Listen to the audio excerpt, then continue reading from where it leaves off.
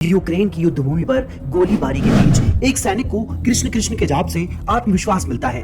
क्या कभी सोचा है हिंदू संस्कृति सिर्फ मंदिरों तक नहीं, युद्ध भूमि तक प्रेरणा देती है। क्या कभी आपने सोचा है कि विदेश की धरती पर हजारों मील दूर कोई अजनबी आपको सिर्फ इसलिए अपना ले क्योंकि आप हिंदू हैं।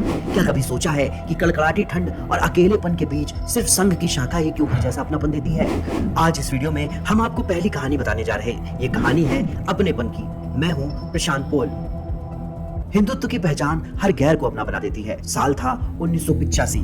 कड़कड़ाती ठंड, बर्फ से ढके पहाड़ और गंगा किनारे बसा छोटा सा शहर उत्तरकाशी। अपनी इंजीनियरिंग की पढ़ाई पूरी करने के बाद मैंने हाल ही में नौकरी की शुरुआत की थी। अपने काम के सिलसिले में मैं दिल्ली गया था। वहीं से मुझे उत्तरकाशी जाने का आदेश मिला।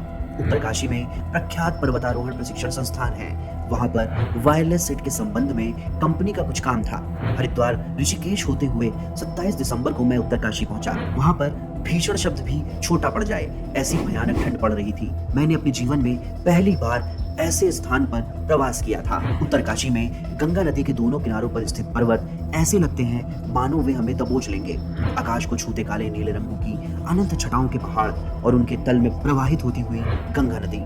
नदी के किनारे बसा हुआ छोटा सा शहर उत्तरकाशी। आज से 40 वर्ष पहले उत्तरकाशी में कोई खास अच्छे होटल नहीं हुआ करते थे। यहाँ जो भी आते थे वे तीर्थयात्री ही होते थे। अभी पर्यटकों का आवागमन शुरू होने में कुछ वर्ष थे। फिर भी मैंने एक थोड़े ठीक ठाक होटल में अपना डेरा जमा लिया।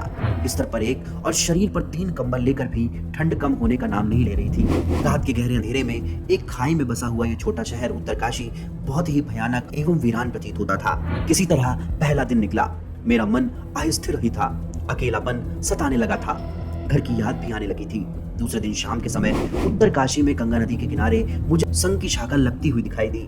भगवा ध्वज और उसके सामने खेलते कूदते कुछ लड़के, कुछ किशोर, कुछ युवा। अचानक मुझे लगा कि मैंने बहुत कुछ पा लिया है। अनेक दिनों के एकांतवास के पश्चात यदि कोई मित्र हमें मिल जाए तब जैसा लगता है वैसा ही आनंद हुआ। उस शाखा में खेलने वाले उन लड़कों में से एक भी मेरा मित्र या परिजन नहीं था, परंतु फिर भी वे मुझे अपने से लगे। मैं शाखा में पहुंचा, ध्वज को प्रणाम किया। मुख्य शिक्षक जी से जान पहचान हुई और सारा चित्र ही बदल गया। अकेलेपन की भावना जैसे कहीं खो गई। होम सिकनेस अचानक समाप्त हो गई। जो पहाड़ पहले मुझे डरा रहे थे वे अब मुझे मित्र लगने लगे।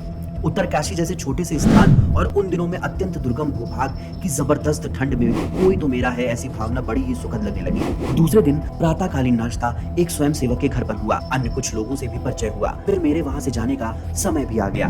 उस दुर्गम स्थान पर विषम परिस्थिति में मेरा ये संक्षिप्त प्रवास मानो सुरीले स्वरों में स्वरबंद बन गया। डॉक्टर हेडगेवार जी की प्रेरणा और वीर सावरकर जी की उक्ति, हम हिंदू सकल बंधु, ने ये चमत्कार कर दिखाया था।